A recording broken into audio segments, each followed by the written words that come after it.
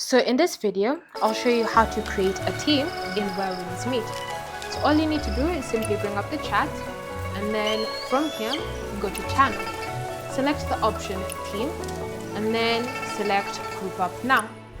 From here, you can now go ahead and simply select create team, and then invite players. So you can choose the rules that you are going to apply to this team, such as auto accept team up requests and allow cross server matchmaking.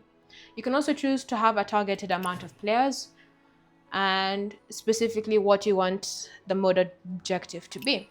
So from here, once you've done that, simply select the option invite. Then from here, you can now go ahead and invite people.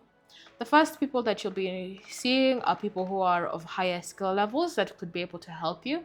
Then you can go ahead and switch from recommended to friends.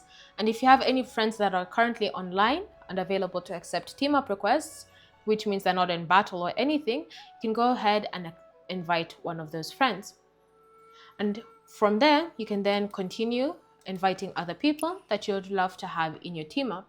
You can also choose to recruit people. You can choose to send up a team up request to anybody who's currently available, anybody who's currently online and nearby, or even just broadcast it in the world chat.